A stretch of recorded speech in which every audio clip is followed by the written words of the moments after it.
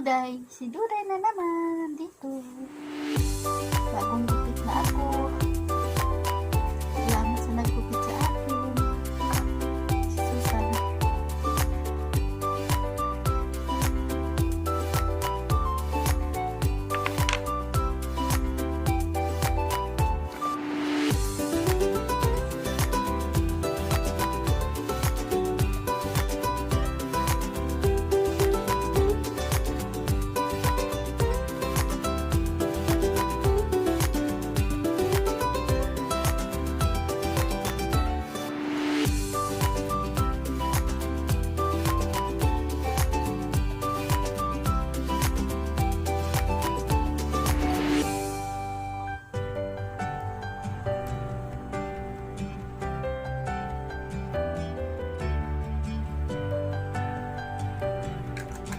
Naliligo pa lang. Init sa labas.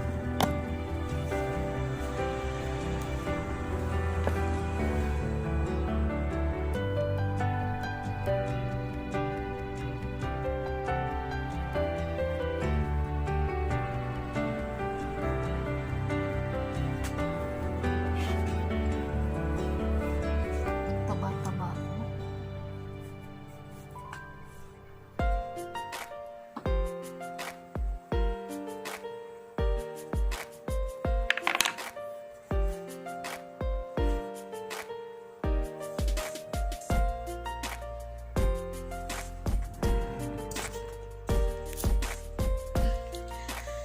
Bagong gupit ako.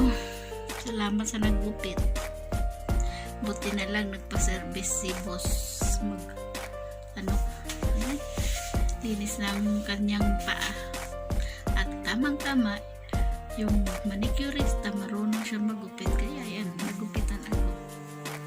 Hindi ko gusto ko kasi kapag hindi ako nagugupitan, yung dito sa likod ko, makati, pag mahaba ang buhok ko. Kaya yan, pagupit ako kahit parang nilagyan ako ng bangs. Palaya. Importante mixin ang buhok ko.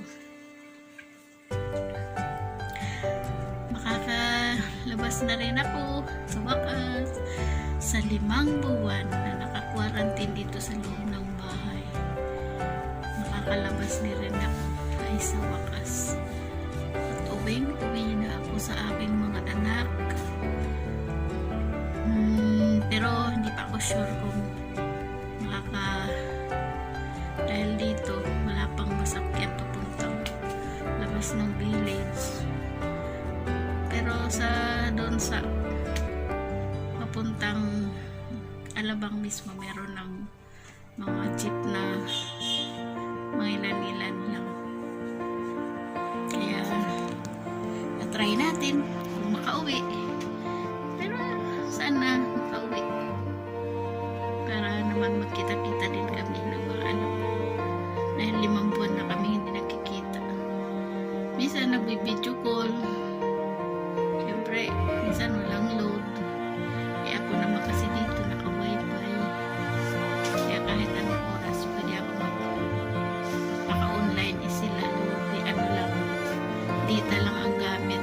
Kasi walang wifi nga. Kaya yun. Sana makauwi na. Dito ako ngayon sa aking kwarto. Aking higaan o aking unan. Medyo magulo. Ang daming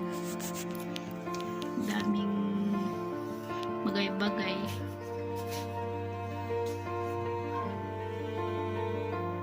Kaya yan. Kung inyong nagustuhan, huwag nyo naman kalimutan na mag-thumbs-up at sa i-like nyo.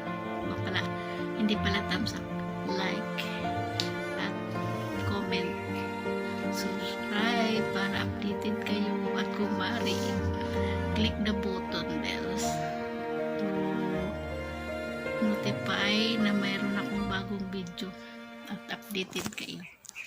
Salamat, bye bye.